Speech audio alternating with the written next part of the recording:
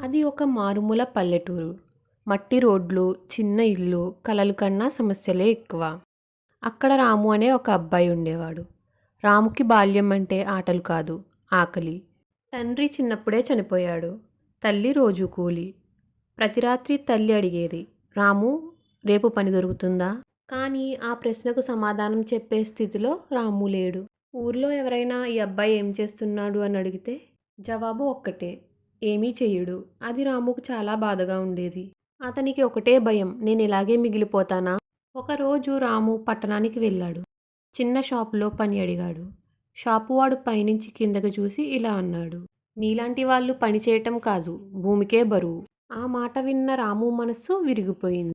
అదే రోజు బస్టాండ్ దగ్గర కూర్చుని రాము ఇలా అనుకున్నాడు, డబ్బు లేని వాడికి విలువ ఉండదు. అయితే డబ్బు వచ్చే దారిని నేనే సృష్టించుకోవాలి. బస్టాండ్ దగ్గర రాము అందరినీ గమనించాడు. రైతులు కూరగాయలు తెచ్చి తక్కువ ధరకు అమ్ముతున్నారు. మధ్యలో దళాళ్ళు అవే కూరగాయల్ని 3 రెట్లు ధరకి నగరంలో అమ్ముతున్నారు. అప్పుడే రాముకి ఒక ఆలోచన వచ్చింది.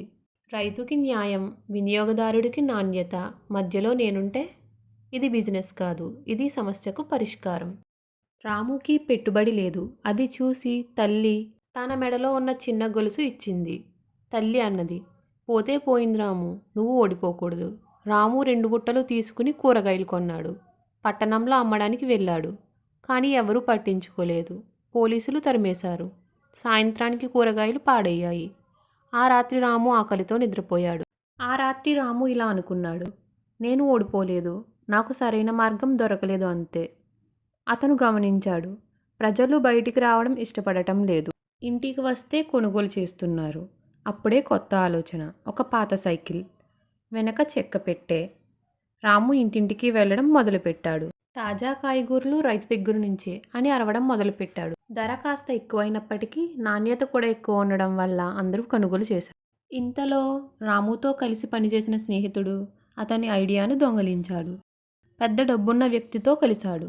రాముని ఒంటరిగా వదిలేశాడు. అందరూ రాము పని ఇంకా అయిపోయింది అనుకున్నారు. అప్పుడు రాము ఇలా అనుకున్నాడు, ఐడియా కాపీ చేయొచ్చు కానీ ఆలోచనను కాదు. అతను ఒక వాట్సాప్ గ్రూప్ స్టార్ట్ చేశాడు. అతను కూరగాయలు అమ్మే లొకాలిటీలో అందరి నెంబర్లు యాడ్ చేసుకున్నాడు. ఆర్డర్లు ముందుగానే ఇవ్వడం వల్ల వృధా లేదు, నష్టము లేదు. 10 ఇళ్ళు కాస్త 100 ఇల్లులు అయ్యాయి, 100 ఇల్లులు 1000 ఇల్లులు అయ్యాయి.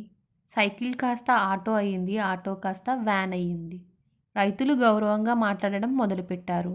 ఈ రోజున రాము ఒక అగ్రి స్టార్టప్ ఫౌండర్, పల్లెటూర్లకు ఉపాధి కల్పించే ఒక గొప్ప వ్యక్తి, మరియు యువతలో ఆశను ప్రేరణను కల్పించిన ఒక సక్సెస్ఫుల్ పర్సన్. ఒకప్పుడు అవమానించిన షాప్ వాడు ఇప్పుడు రాముకి కస్టమర్.